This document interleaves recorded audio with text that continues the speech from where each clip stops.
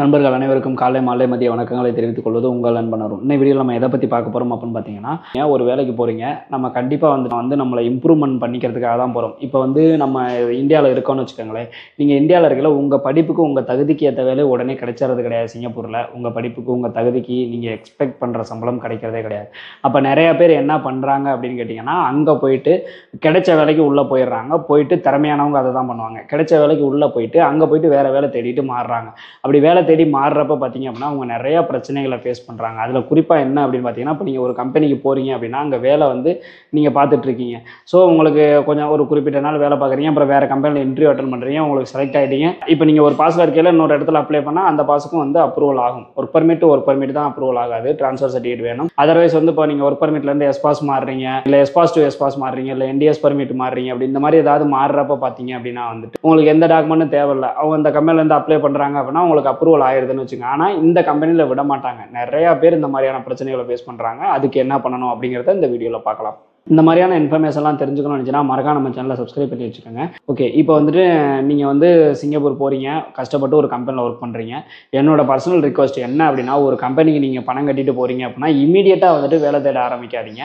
ஏன்னா அந்த கம்பெனி உங்களுக்கு செலவு பண்ணி தான் எடுத்திருப்பாங்க. குறைஞ்சது 6லேருந்து ஒரு 7-8 மாதமாவது ஒரே கம்பெனியில் வேலை பார்க்குற மாதிரி பாருங்கள். அதுக்கிடையில நல்ல ஜாப் வேகன்சியாக தேடிட்டே இருங்க. கிடைச்சிருச்சு அப்படின்ற பட்சத்தில் தாராளமாக நீங்கள் மாறிக்கங்க. அதாவது என்னோட பர்சனல் ரிக்வஸ்ட் 1 இயராவது ஒரு கம்பெனியில் ஒர்க் பண்ணுறது நல்லது. ஒரு 10 மாதம் முடிஞ்சதுக்கப்புறம் நீங்கள் வேலை தேட ஆரம்பிச்சு டக்குன்னு மாறிக்கலாம். அட்லீஸ்ட் மினிமம் 6 மாதமாவது இருக்கிறது ரொம்ப ரொம்ப நல்லது. இப்போ அந்த மாதிரி மாறுறதுக்கு வேலை கிடைக்கிறது ரொம்ப கஷ்டமாக தான் இருக்குது. ஆனால் ஒரு சில பேருக்கு நல்லபடியாக கிடைக்குது. கிடைச்சுமே வந்து இந்த பிரச்சனைகளை ஃபேஸ் பண்ணுறாங்க. நிறைய பேர் என்னோட டெலகிராமில் கேட்டிருந்தாங்க, இதுக்கு என்னென்ன பண்ணுறது, கம்பெனியில் அலோவ் பண்ண மாட்டேங்க. அதுக்காக தான் இந்த வீடியோ. உங்களுக்கு யாருக்காவது இந்த மாதிரி பிரச்சனையை ஃபேஸ் பண்ணியிருக்கீங்க அப்படின்னா கமெண்ட் செக்ஷனில் சொல்லுங்கள். ஸோ வந்து இந்த மாதிரி மாறுறப்ப பார்த்தீங்க அப்படின்னா கம்பெனி வந்துட்டு எந்த கம்பெனி தான் அலோவ் பண்ணுவாங்க. ஸோ வந்து பிரச்சனை பண்ணுவாங்க, நிறைய பிரச்சனை பண்ணுவாங்க. அப்போ நீங்கள் என்ன பண்ணணும் அப்படின்னு கேட்டிங்கன்னா, நிறைய பேர் என்ன பண்ணுறாங்கன்னு கேட்டிங்கன்னா டேரெக்டாக எம்ஓஎம் போகிறாங்க.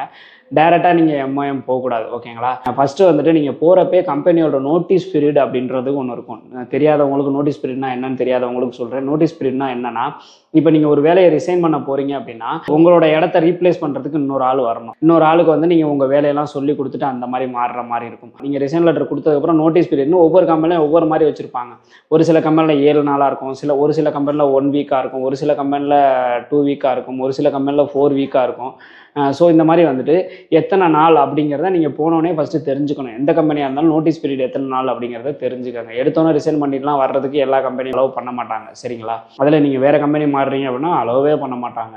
அப்போ நீங்கள் என்ன பண்ணலாம் அப்படின்னு கேட்டிங்கன்னா, ஃபஸ்ட்டு வந்துட்டு உங்களோட ஹெச்ஆருக்கு ஒரு ரிசைன் லெட்டர் போட்டுருங்க. ஓகேங்களா? அதே மாதிரி அப்ளை பண்ணோன்னே ரிசைன் பண்ணாதீங்க. ஏன்னு கேட்டிங்கன்னா, உங்களுக்கு அங்கே அப்ரூவல் ஆகுமா ரிஜெக்ட் ஆகுமான்னு தெரியாமல் நீங்கள் ரிசைன் லெட்டர் கொடுத்துட்டீங்கன்னு வச்சுக்கோங்க. அங்கேயே ரிஜெக்ட் ஆயிடுச்சுன்னு வச்சுக்கோங்க. உள்ளதும் போச்சு நான் உள்ள கொண்டான்னு திரும்பி நீங்கள் இந்தியாவுக்கு தான் வரணும்.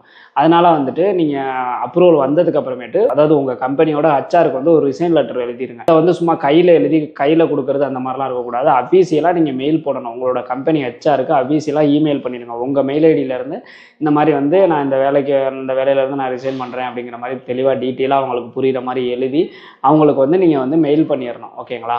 ஸோ மெயில் பண்ணிட்டீங்க அப்படின்னா கண்டிப்பாக அதுக்கு வந்து ரிப்ளை வரும். அதுக்கப்புறமேட்டும் வந்து அவங்க இந்த மாதிரி அனுப்ப முடியாது அப்படிங்கிற மாதிரி பிரச்சனை பண்ணுறாங்கன்னு வச்சுக்கோங்களேன். கண்டிப்பாக வந்து மினிமம் நீங்கள் ஒரு 7 நாளாவது கண்டிப்பாக அந்த கம்பெனியில் நீங்கள் மெயில் பண்ணதுக்கப்புறம் ஒரு 7 நாளாவது கண்டிப்பாக அந்த கம்பெனியில் இருந்து தான் ஆகணும். இருந்ததுக்கு அப்புறமேட்டு அந்த 7 நாள் முடிஞ்சதுக்கப்புறமா அவங்க விட முடியாதுன்னு பிரச்சனை பண்ணுறாங்க அப்படின்னா அப்போ நீங்கள் டைரெக்டாக வந்து நீங்கள் எம்ஓஎம் போகலாம்.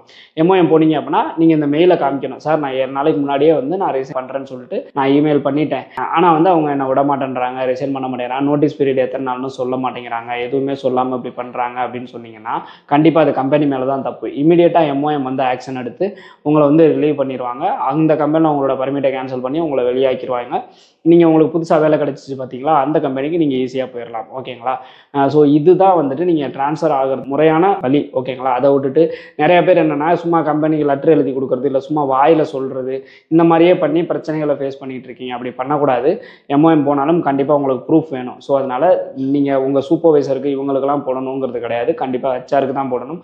உங்கள் சூப்பர்வைசருக்கு வேணால் சிசி வேணால் பண்ணுங்கள். ஆனால் வந்து மெயினாக வந்துட்டு ஃப்ரம் வந்து உங்கள் இமெயில் ஐடியா இருக்கணும், டூ வந்து உங்கள் ஹெச்ஆரோட இமெயில் ஐடியா தான் இருக்கணும். கம்பெனி இமெயில் ஐடியாக இருக்கணும். ஸோ அதுக்கு நீங்கள் மெயில் போட்டுட்டு அதுக்கப்புறமா அவங்க இருந்து ரிப்ளை வரல அப்படின்ற பட்சத்தில் தாராளமாக நீங்கள் எம்ஓஎம் போகலாம். ஓகேங்களா? ஸோ இது மாதிரி எம்ஓஎம் போயிட்டீங்க கரெக்டாக அந்த மாதிரி நான் சொன்ன மாதிரி பண்ணிட்டு போயிட்டீங்க அப்படின்னா கண்டிப்பாக வந்து கம்பெனி உங்களை ரிலீவ் பண்ணியே தான் ஆகணும். எதுவுமே உங்களை வந்து எதுவுமே பண்ண முடியாது. நீங்கள் தைரியமாக மூவ் பண்ணலாம். உங்களை செட்டில்மெண்ட்டை முடிச்சுக்கிட்டு தாராளமாக நீங்கள் கிளம்பலாம். ஓகேங்களா? ஸோ வந்து இப்போ ஒரு ஐடியா கிடச்சிருக்கும்னு நினைக்கிறேன். ஸோ இந்த மாதிரியான இன்ஃபர்மேஷன்லாம் தெரிஞ்சுக்கணும்னு நினச்சின்னா மறக்காம நம்ம சேனலை சப்ஸ்கிரைப் பண்ணி வச்சுக்கோங்க. நீங்கள் மீண்டும் ஒரு வீடியோவில் சந்திப்போம். பாய்.